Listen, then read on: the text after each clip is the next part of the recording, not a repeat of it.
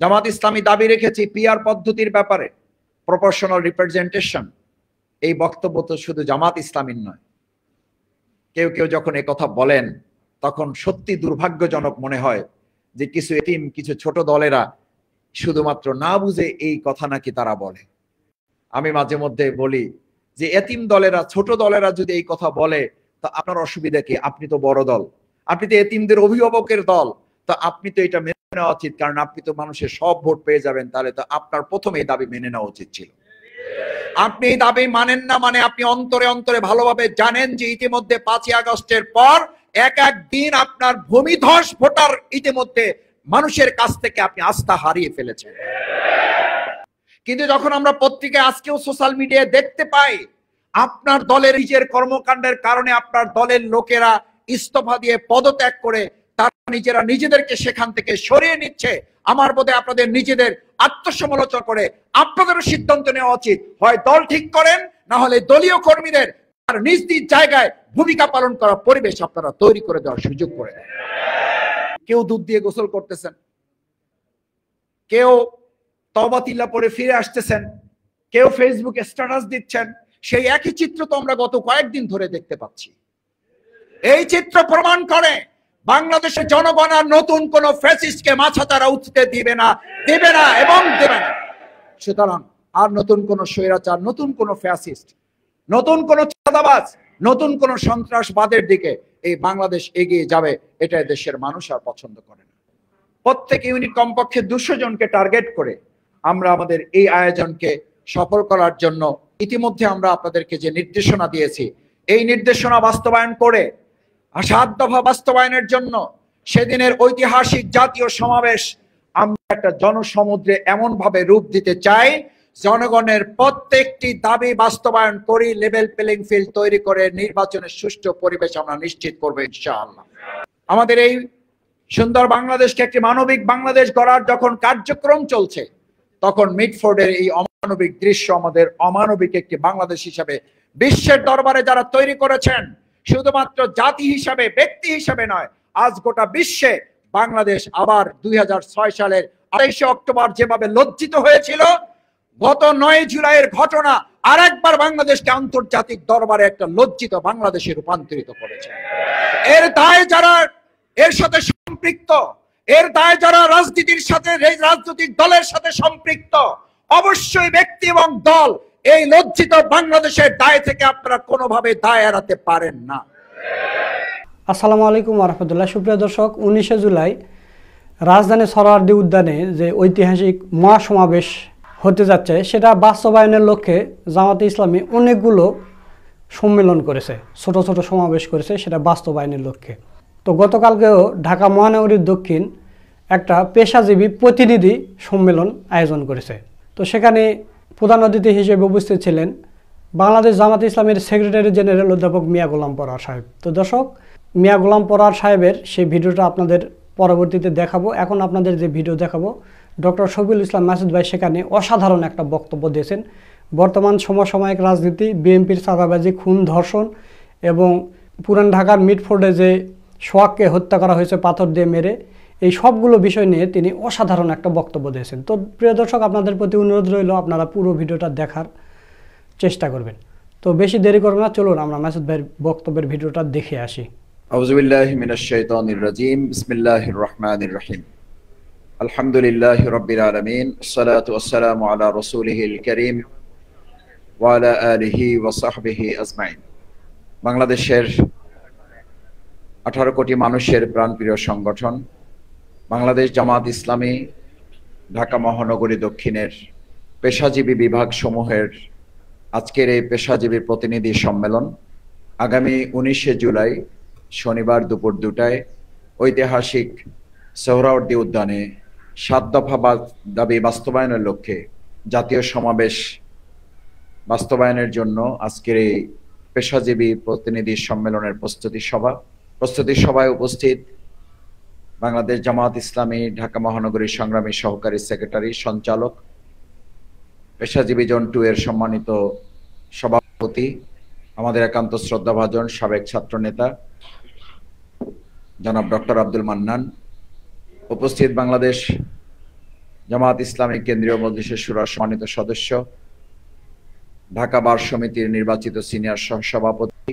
পেশাজীবী জনগণের সম্মানিত জন সহকারী পরিচালক, বিজ্ঞ আইনজীবী অ্যাডভোকেট SM কামাল উদ্দিন, কেন্দ্রীয় মজলিসের শুরার অন্যতম সদস্য, ঢাকা মহানগরী দক্ষিণের সম্মানিত কর্মপরিষদ সদস্য, পেশাজীবী বিভাগের সম্মানিত সভাপতি,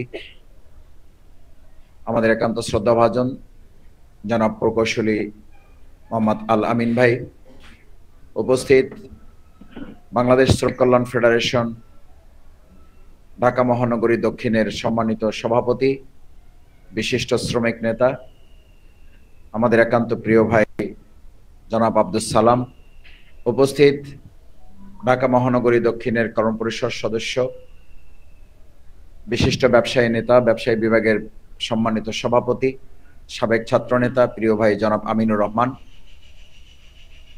উপস্থিত অন্যান্য নেতৃবৃন্দ, পেশাজীবী বিভাগ সমূহের সম্মানিত সভাপতি, সহসভাপতি, সেক্রেটারি, সহকারী সেক্রেটারি, ওয়ার্ড সভাপতি, সেক্রেটারি এবং আজকে মূলত এই প্রোগ্রামের সম্মানিত আমন্ত্রিত অতিথি যারা, সে সমস্ত শ্রদ্ধাভাজন এবং সম্মানিত ইউনিট সভাপতি, সেক্রেটারি, দায়িত্বশীল প্রতিনিধি ভাইয়েরা, আসসালামু আলাইকুম রহমতুল্লাহি ওয়া বারাকাতুহু। আজকের এই আয়োজনে আর কিছুক্ষণ পরে আমাদের মাঝে প্রধান অতিথি হিসেবে উপস্থিত হবেন বাংলাদেশ জামাত ইসলামীর সংগ্রামী সেক্রেটারি জেনারেল, মজলুম জননেতা, সাবেক MP, আজকের এই সম্মেলনের সম্মানিত প্রধান অতিথি জননেতা জনাব অধ্যাপক মিয়া গোলাম পরওয়ার।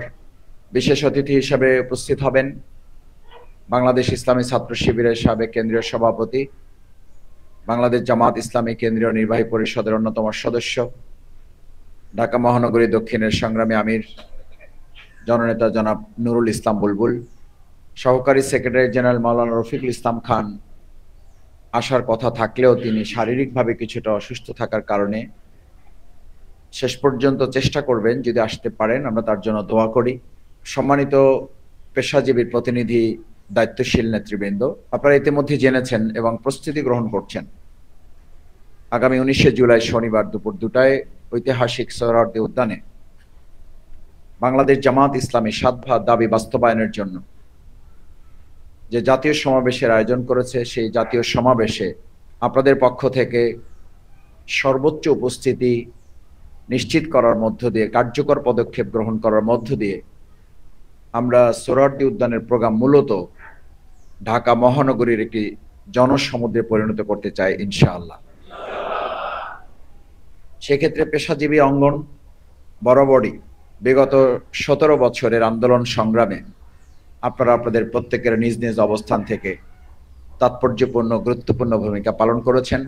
সেই ভূমিকা পালনের ধারাবাহিকতায় আমরা 2024 সালের জুলাই আগস্টের গণঅভ্যুত্থানের মধ্য দিয়ে যে সুন্দর একটি বাংলাদেশ পেয়েছি, সেই বাংলাদেশটিকে একটি মানবিক বাংলাদেশ হিসাবে বিনির্মাণের জন্য আমাদের এই প্রিয় সংগঠনের সংগ্রামী আমিরে জামাত জননেতা জনাব ডাক্তার শফিকুর রহমান আমাদেরকে যে নির্দেশনা দিয়েছেন, সেই নির্দেশনাকে বাস্তবায়নের লক্ষ্যে আমরা প্রত্যেকটি প্রান্তরে, আমাদের প্রত্যেকটি বিভাগ সমূহে আপনারা প্রাণান্তকর প্রচেষ্টা চালাচ্ছেন এবং তা অব্যাহত রেখেছেন।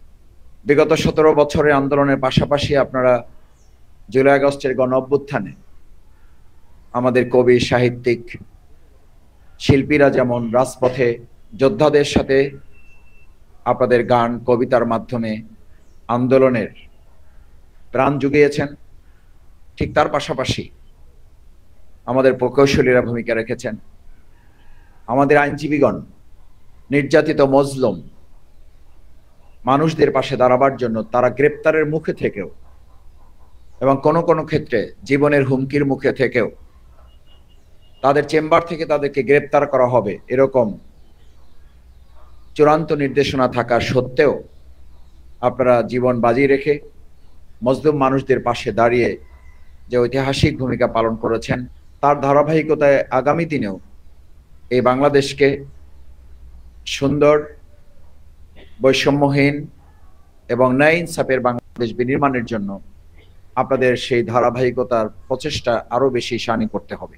আমাদের সম্মানিত চিকিৎসক বৃন্দ এখানে আছেন, শিক্ষক বৃন্দ এখানে আছেন, চিকিৎসকবৃন্দ সেই সময় ভূমিকা পালন করেছেন যে সময় আহত গুলিবিদ্ধ ভাইদেরকে হাসপাতালে নিয়ে তাদের চিকিৎসা করানোটা ছিল জীবনের জন্য অত্যন্ত গুরুত্বপূর্ণ এবং ঝুঁকিপূর্ণ। সেই সময় আমাদের সম্মানিত চিকিৎসকবৃন্দ জীবনের ঝুঁকি নিয়ে আমাদের আহত পঙ্গুত্ব বরণকারী হাত পা চোখ হারানো ভাইদের পাশে দাঁড়িয়ে আপনারা যে ভূমিকা পালন করেছেন, সেই ভূমিকার জন্য শুধু দেশে নয় আন্তর্জাতিক পরিমণ্ডলেও আপনারা প্রশংসা হয়েছেন।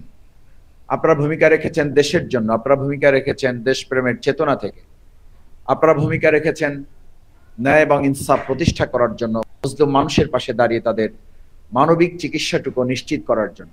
বাংলাদেশ জামাত ইসলামী তখন অ্যাম্বুলেন্স পাঠিয়ে, ডাক্তার পাঠিয়ে আমরা আমাদের সেই আহত পঙ্গুত্ব বরণকারী এমনকি শহীদ হওয়া ভাইদের লাশ তাদের বাড়িতে পৌঁছে দেওয়াটা যখন একেবারে অনিশ্চিত ছিল এবং হাসপাতালে গিয়ে লাশ উদ্ধার করাটা রীতিমতো জীবনের জন্য ঝুঁকিপূর্ণ ছিল, সেই সময় আপনাদের সাথে সমন্বয় করে আপনাদের ঐতিহাসিক ভূমিকা পালনের মধ্য দিয়ে বাংলাদেশ জামাত ইসলামী এই গুরুত্বপূর্ণ দায়িত্ব পালন করতে সক্ষম হয়েছে। আল্লাহ তাআলা আপনাদের পাশাপাশি এখানে উপস্থিত যারা আমরা আছি সবাইকে যেন আল্লাহ তাআলা কবুল করেন। সম্মানিত ভাইয়েরা, আমাদের শিক্ষকবৃন্দ ছাত্রদের পাশে থেকে, ছাত্রীদের পাশে থেকে, অভিভাবকদের সাথে করে নিয়ে শুধু আমাদের শিক্ষকবৃন্দের রাজপথে নামেন নাই, তার অভিভাবকদের সাথে নিয়েছেন। আমাদের কলিজার টুকরা সন্তান যারা আন্দোলনের জন্য রাজপথের উপযুক্ত নয়, দেশের সেই ক্রান্তিকালে আমাদের সেই সমস্ত শিক্ষার্থী ভাই এবং বোনেরা, সন্তান তুল্যরা, তারা রাজপথে নেমেছে আমাদের শিক্ষকদের সাথে, অভিভাবকরা নেমেছে শিক্ষকদের সাথে। যখন কতিপয় পুলিশের সদস্যবৃন্দ এবং আওয়ামী লীগের দোসররা সেই সময় শিক্ষার্থীদেরকে জামাত এবং শিবির বলে তাদেরকে গ্রেপ্তার করা, গুলি করা, আঘাত করা, তাদেরকে রিমান্ডে নেওয়া, পঙ্গু করে দেওয়ার কথা বলে হুমকি দিত, তখন আমাদের এই শিক্ষকবৃন্দ, অভিভাবকবৃন্দ তাদের সামনে ঢাল হয়ে দাঁড়িয়ে চিৎকার করে বলেছিলেন, আমাদের এই সন্তানরা যদি জামাত শিবির হয় তাহলে আমরা সবাই মিলে আজকে থেকে জামাত শিবির। এই একটা কথা সেদিন গোটা বাংলাদেশের আন্দোলনের চিত্র পাল্টে দিয়েছিল। আমরা সেই শিক্ষকদের, আমরা সেই বুদ্ধিজীবীদের, আমরা আমাদের সেই সম্মানিত অভিভাবক অভিভাবিকা মণ্ডলীকে স্মরণ করি যাদের এই সাহসী ঐতিহাসিক উচ্চারণের মধ্য দিয়ে জুলাই আগস্টের গণ অভ্যুত্থান একটি নতুন মাত্রায় রূপ নিতে সক্ষম হয়েছিল। সম্মানিত ভাই এবং বন্ধুগণ, আমাদের ব্যবসায়ী নেতৃবৃন্দ এখানে আছেন, আমাদের অন্যান্য বিভাগের যে সমস্ত ভাইয়েরা আছেন, আমরা সকলের প্রতি আন্তরিক শ্রদ্ধার সাথে আপনাদের প্রত্যেকটি ভূমিকাকে আজকে স্মরণ করি। এই কারণে যে পেশাজীবী অঙ্গন ঘুরে দাঁড়ালে ঘুরে দাঁড়ায় বাংলাদেশ।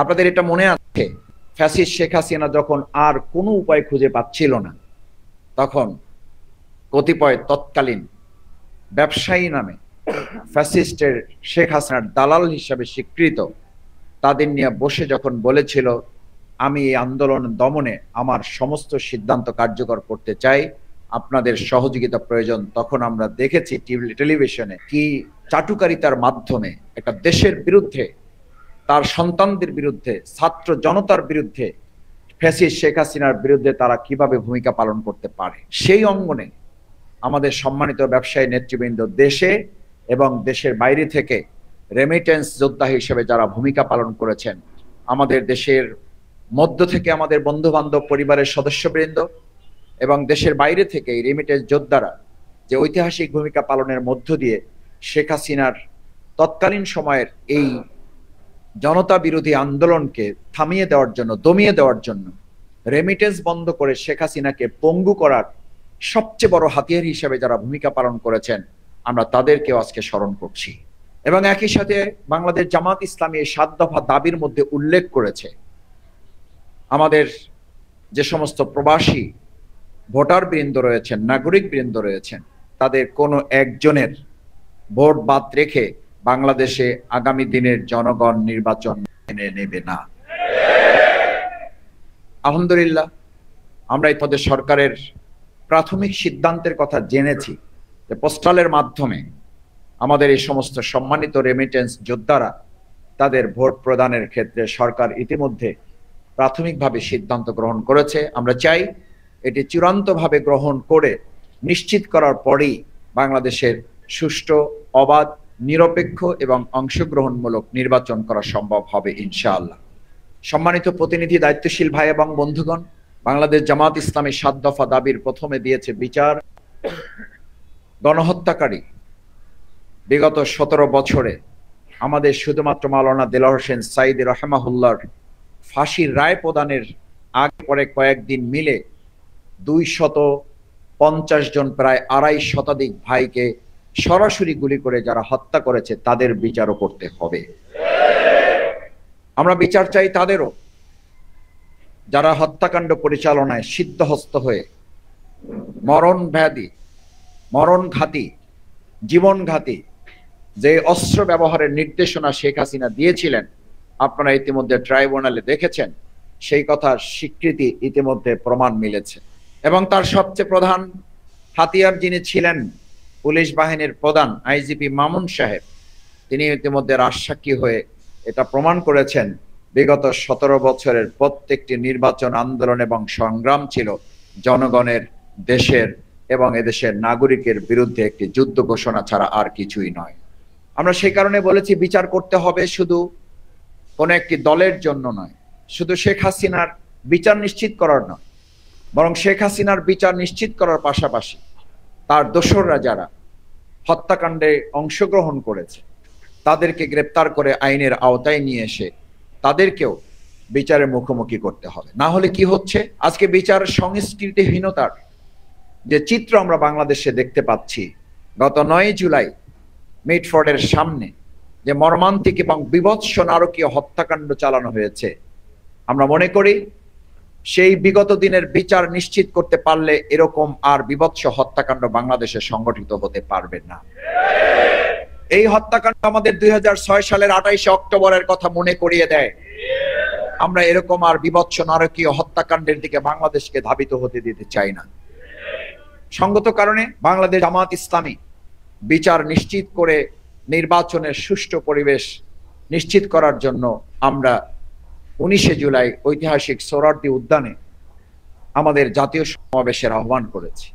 এই সমাবেশটি শুধু জামাত ইসলামীর নয়, এই সমাবেশটি শুধু ইসলামী ছাত্র শিবিরের নয়, এই সমাবেশটি শুধুমাত্র কোনো একটি রাজনৈতিক দলের নয়, বরং আমরা মনে করি যারা অবাধ, সুষ্ঠু, নিরপেক্ষ, নির্দলীয়, যার ভোট সে দিতে পারবে, যাকে খুশি তাকে দিতে পারবে, অংশগ্রহণমূলক একটি নির্বাচনের জন্য এই জাতীয় সমাবেশ একটা গুরুত্বপূর্ণ মাইল ফলক হিসাবে ভূমিকা পালন করবে।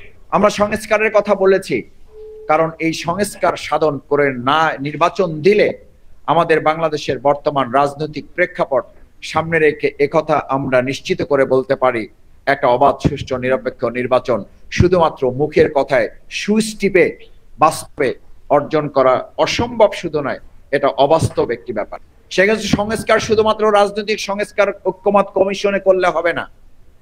বাংলাদেশ জামাত ইসলামী মনে করে বর্তমান বিরাজমান যে সকল আন্দোলন সংগ্রামে আমরা একসাথে, বৈষম্য বিরোধী আন্দোলন বিগত ১৫.৫ বছর, ১৬ বছর, ১৭ বছর আমরা এক পথে, একসাথে, এক রাস্তায়, এক মঞ্চে আন্দোলন করেছি, জেল জুলুম নির্যাতনের শিকার হয়েছি। সেই আন্দোলন সংগ্রামের সাথী যারা রাজনৈতিক দল পরিচালনা করছেন, যারা তাদের রাজনৈতিক দলগুলোর মধ্যে সংস্কার সাধন না করলে আমরা আগামী দিনে শুধু প্রশাসন কিংবা শুধুমাত্র অন্তর্বর্তীকালীন সরকারের উপর নির্ভর করে একটি অবাধ, সুষ্ঠু, গ্রহণযোগ্য নির্বাচন অনুষ্ঠান করা সম্ভব হবে না। আমরা ইতিমধ্যে লক্ষ্য করেছি রাজনৈতিক দলগুলো নিজেদের মধ্যে সংস্কার সাধন করতে না পারার ব্যর্থতায় আজকে আমাদের হত্যাকাণ্ড বন্ধ করা যাচ্ছে না। রাজনৈতিক দলগুলোর মধ্যে সংস্কার সাধন করার ব্যর্থতার ফসল হিসেবেই আজকে নিজ দলের কর্মীদের দ্বারা প্রায় ২ শতাধিকের কাছাকাছি লোকদেরকে নিজেদের দলের লোকেরা নিজেরা হত্যা করতে বাধ্য হয়েছে। এরকম একটা চিত্র সামনে রাখলে এটা বোঝা যায় নির্বাচনের পরিস্থিতি যতটা আরো কাছে আসবে তত এই পরিস্থিতি আরো খারাপের দিকে যাবে। সেজন্য যারা নির্বাচনের জন্য তড়িঘড়ি করছেন, বাংলাদেশ জামাত ইসলামী স্পষ্ট করে বলতে চায়, যখন ডিসেম্বর থেকে জুনের মধ্যে নির্বাচনের রোডম্যাপ প্রধান উপদেষ্টার পক্ষ থেকে ঘোষণা করা হয়েছে, তারপর থেকে জামাত ইসলামের সম্মানিত আমিরে জামাত ডক্টর শফিকুর রহমান এবং জামাতের নেতৃবৃন্দ আমরা সবসময় বলে এসেছি, এই রোডম্যাপের প্রতি আস্থা রেখে জামাত ইসলামী তার কার্যক্রম পরিচালনা করেছে। কিন্তু আমরা কোনো জায়গায় কথা শুনতে পাই জামাত ইসলামী তার বক্তব্যের মধ্যে কখন কোনটা বলে এটা নাকি তারা বুঝতে পারেন না। আমরা বিস্মিত হই, বরং আপনারা যে ভূমিকা পালন করছেন সেই ভূমিকা পালনটা এই দেশের জনগণ বুঝতে পারেন না, যে আপনারা বিচার সংস্কার চান, নির্বাচন চান, নাকি বাংলাদেশের সুষ্ঠু নিরপেক্ষ অবাধ এবং সংগ্রহমূলক একটা নির্বাচনের জন্য লেভেল প্লেইং ফিল্ড দরকার। আপনারা সেই ক্ষেত্রে আদৌ কোনো ভূমিকা পালন করছেন কিনা জনগণ সেটা বুঝতে পারছে না। আপনাদের ভূমিকায় তা পরিষ্কার হচ্ছে না, আপনাদের বক্তব্যের মাধ্যমে তা পরিষ্কার হচ্ছে না। যদি তাই হয় তাহলে জামাত ইসলামী চাঁদাবাদের বিরুদ্ধে, সন্ত্রাসের বিরুদ্ধে, দখলদারদের বিরুদ্ধে কথা বললে আপনাদের মন খারাপ হবে কেন? বরং আপনাদেরও তো সুরে সুর মিলিয়ে বরং আরো এক ধাপে গিয়ে এ ব্যাপারে ভূমিকা পালন করা উচিত ছিল। তা করতে না পারা প্রমাণ করে আপনারা শুধু একটা নির্বাচনই চান, যে নির্বাচনটা বিগত 17 বছরের নির্বাচনের সাথে তেমন কোনো পার্থক্য রচিত হবে না। সম্মানিত ভাই এবং বন্ধুগণ, সেজন্য লেভেল প্লেইং ফিল্ডের জন্য জাতীয় সমাবেশে বাংলাদেশ জামাত ইসলামী তার দাবি রেখেছে। জামাত ইসলামী দাবি রেখেছে পিআর পদ্ধতির ব্যাপারে প্রপোর্শনাল রিপ্রেজেন্টেশন। এই বক্তব্য তো শুধু জামাত ইসলামীর নয়, কেউ কেউ যখন এই কথা বলেন তখন সত্যি দুর্ভাগ্যজনক মনে হয় যে কিছু এতিম, কিছু ছোট দলেরা শুধুমাত্র না বুঝে এই কথা নাকি তারা বলে। আমি মাঝে মধ্যে বলি যে এতিম দলেরা, ছোট দলেরা যদি এই কথা বলে তা আপনার অসুবিধা কি? আপনি তো বড় দল, আপনি তো এতিমদের অভিভাবকের দল, তো আপনি তো এটা মেনে নেওয়া উচিত, কারণ আপনি তো মানুষের সব ভোট পেয়ে যাবেন। তাহলে তো আপনার প্রথমে এই দাবি মেনে নেওয়া উচিত। আপনি এই দাবি মানেন না, মানে আপনি অন্তরে অন্তরে ভালোভাবে জানেন যে ইতিমধ্যে 5ই আগস্টের পর এক এক দিন আপনার ভূমিধস ভোটার ইতিমধ্যে মানুষের কাছ থেকে আপনি আস্থা হারিয়ে ফেলেছেন। জনগণের প্রতি আস্থা থাকলে সে প্রপোর্শনাল রিপ্রেজেন্টেশন পদ্ধতি মানতে তার কোনো আপত্তি থাকার কথা না।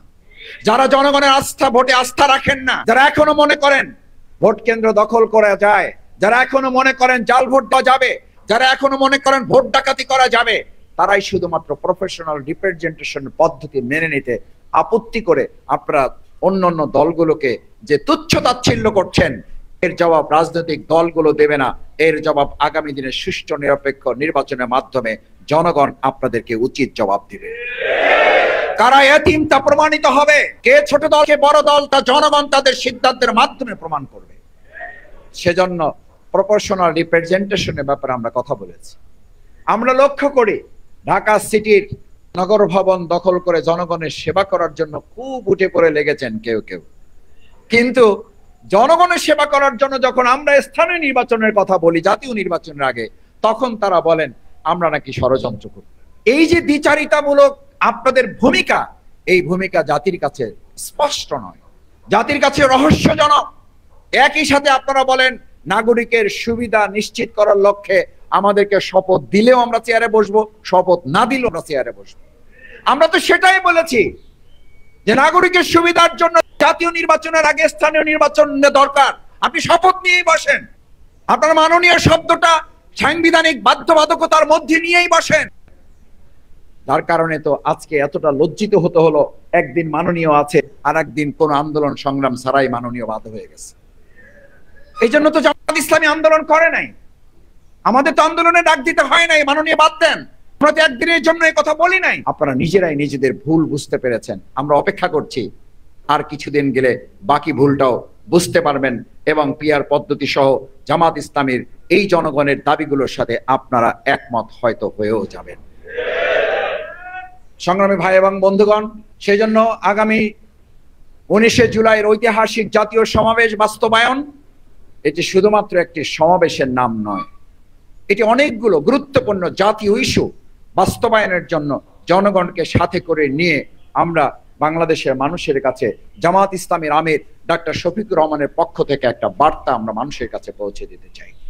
সংগ্রামী ভাই এবং বন্ধুগণ, পেশাজীবী অঙ্গনে যারা আছে গুরুত্বপূর্ণ দায়িত্ব পালন করেন, তাদেরকে আজকে এখানে আহ্বান জানানো হয়েছে মূলত এই কথা বলার জন্য যে আমরা বাংলাদেশ জামাত ইসলামী, আপনাদের নিশ্চয়ই মনে থাকার কথা 2024-এর জুলাই আগস্টের গণ অভ্যুত্থানের পর আমরা শুধু একবার রাস্তায় নেমেছি, সেটা হচ্ছে আওয়ামী লীগকে নিষিদ্ধ করার জন্য। আমরা আমাদের এটিএম আজহারুল ইসলাম ভাই 12-13 বছর যিনি জেলখানায় বন্দী, তাকে মুক্ত করার জন্য আমরা রাজপথে আন্দোলন কর্মসূচি ঘোষণা করি নাই। অন্তর্বর্তীকালীন সরকারের স্থিতিশীলতা, জনগণের কষ্ট দুর্ভোগ যেন না বাড়ে, সেই জন্য আমরা আন্দোলন সংগ্রামে রাজপথে কোন রকম কর্মসূচি আমরা দেই নাই। আমরা আমাদের নিবন্ধন ফিরে পাওয়ার জন্য কর্মসূচি দেই নাই, আমরা আমাদের প্রতীক ফিরে পাওয়ার জন্য কর্মসূচি দেই নাই, আমরা এই জন্যও কর্মসূচি দেই নাই। জামাত ইসলামের বিরুদ্ধে হাজার হাজার মামলা দেওয়া আছে, এই মামলাগুলো প্রত্যাহার করতে হবে, এই জন্য আমরা কর্মসূচি দেই নাই। জামাত ইসলামী তার নিজের স্বার্থের জন্য, দলীয় এবং ব্যক্তি স্বার্থের জন্য আমরা এখনো রাজপথে গুরুত্বপূর্ণ বা উল্লেখ করার মতো কোন কর্মসূচি দিয়ে দেশের পরিস্থিতিকে আমরা অন্য কোনো দিকে, অন্য কোনো খাতে আমরা পরিবর্তিত করতে চাই নাই। কিন্তু আগামী 19শে জুলাই জাতীয় সমাবেশের ডাক দেওয়া হয়েছে একটা ঐতিহাসিক প্রয়োজনে, জনগণের দাবি বাস্তবায়নের লক্ষ্যে। সেই জনগণের দাবি বাস্তবায়নের জন্য আমরা আজকে ঘোষণা করছি 19শে জুলাইয়ের প্রোগ্রাম মূলত জামাত ইসলামী ছাত্র শিবিরের প্রোগ্রাম নয়, এটি হচ্ছে গোটা বাংলাদেশের জনগণের দাবি আদায়ের একটা মুখ্যম এবং ঐতিহাসিক দাবি পূরণের জন্য এটা হচ্ছে জনগণের প্রোগ্রাম, জামাত ইসলামের প্রোগ্রাম। আমরা ঐতিহাসিক সোহরাওয়ার্দী উদ্যানে শুধু অবস্থান নেব, কিন্তু আমরা এটা সেদিন প্রমাণ করতে চাই।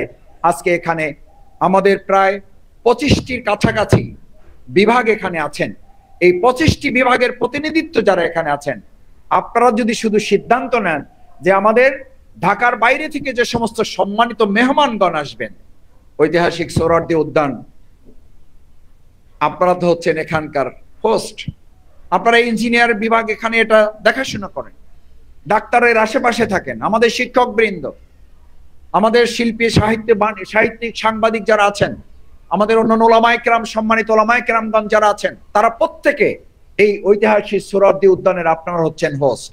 আমরা বলতে চাই আপনারা এসে সোহরাওয়ার্দী উদ্যান দখল করে ফেলবেন, আমরা দুপুরের পরে গিয়ে ঢাকার আশেপাশে এমন ভাবে অবস্থান নেব, শুধু ঐতিহাসিক সোহরাওয়ার্দী উদ্যান নয়, গোটা ঢাকা মহানগরী হবে জনগণের জনসমাবেশের নগরী হিসাবে সেদিন প্রমাণিত।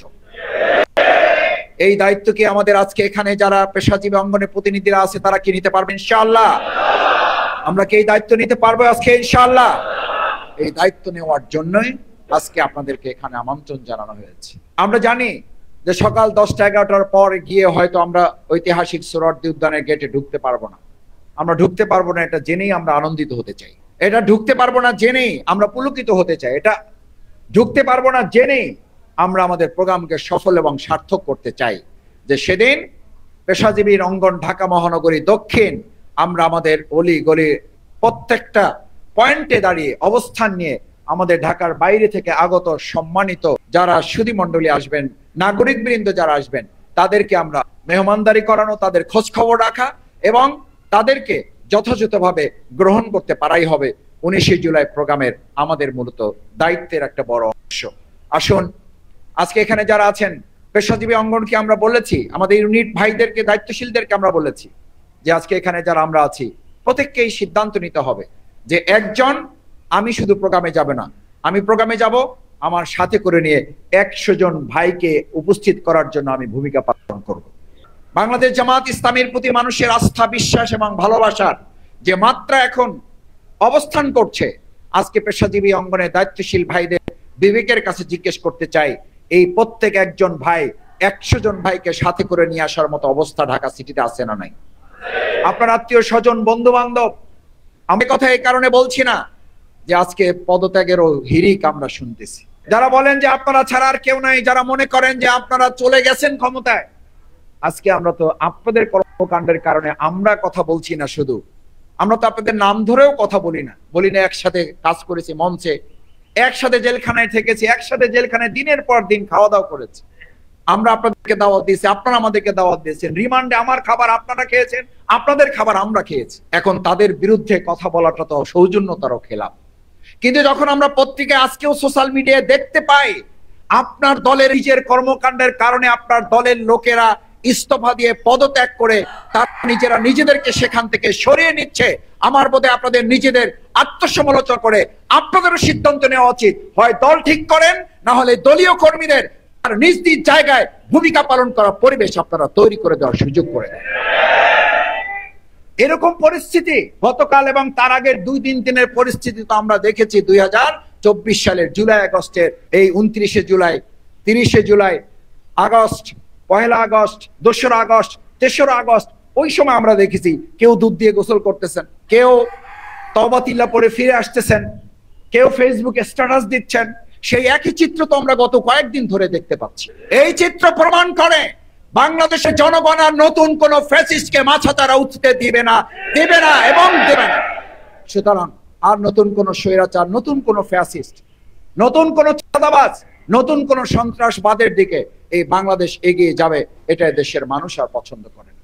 সুতরাং সেরকম একটা প্রেক্ষাপটে আপনি একজনকে সাথে করে নিয়ে আসবেন, এটা খুব স্বাভাবিক একটি ব্যাপার। যদি আমরা পৌঁছতে পারি জনগণের কাছে, আমরা যদি জনগণের কাছে আমাদের কথা বলতে পারি, আমরা সেই কাজটা করতে পারবো।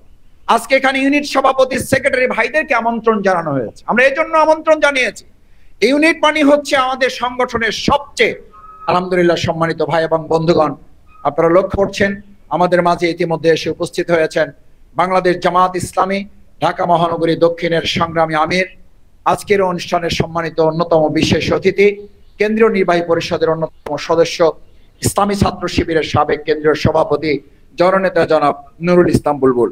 আমরা আমাদের আজকের এই প্রতিনিধি সম্মেলন থেকে সম্মানিত অতিথিকে আন্তরিক ধন্যবাদ, কৃতজ্ঞতা জানাই।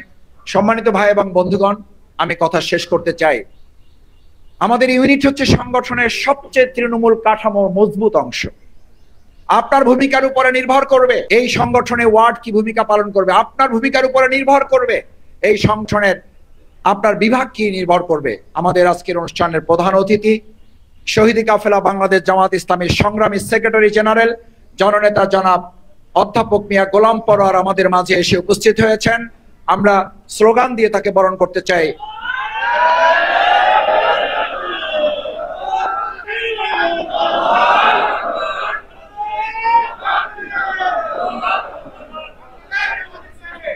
সম্মানিত ভাই এবং বন্ধুগণ, আমাদের প্রধান অতিথি, বিশেষ অতিথি এসেছেন। আমি শেষ করতে চাই যে কথা বলে, আমাদের এই প্রত্যেকটি ইউনিট থেকে আমরা আমাদের সংগঠনের 19 জুলাই কর্মসূচি বাস্তবায়নের জন্য প্রত্যেক ইউনিট কমপক্ষে 200 জনকে টার্গেট করে আমরা আমাদের এই আয়োজনকে সফল করার জন্য ইতিমধ্যে আমরা আপনাদেরকে যে নির্দেশনা দিয়েছি, এই নির্দেশনা বাস্তবায়ন করে 7 দফা বাস্তবায়নের জন্য সেদিনের ঐতিহাসিক জাতীয় সমাবেশ আমরা একটা জনসমুদ্রে এমন ভাবে রূপ দিতে চাই, জনগণের প্রত্যেকটি দাবি বাস্তবায়ন করি, লেভেল প্লেইং ফিল্ড তৈরি করে নির্বাচনের সুষ্ঠু পরিবেশ আমরা নিশ্চিত করবো ইনশাআল্লাহ।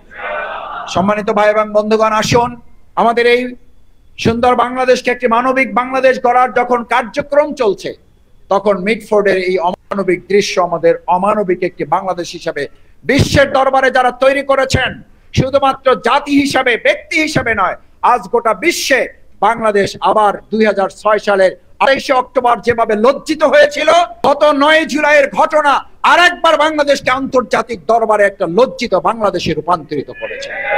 এর দায় যারা এর সাথে সম্পৃক্ত, এর দায় যারা রাজনীতির সাথে, রাজনৈতিক দলের সাথে সম্পৃক্ত, অবশ্যই ব্যক্তি এবং দল এই লজ্জিত বাংলাদেশের দায় থেকে আপনারা কোনোভাবে দায় এড়াতে পারেন না।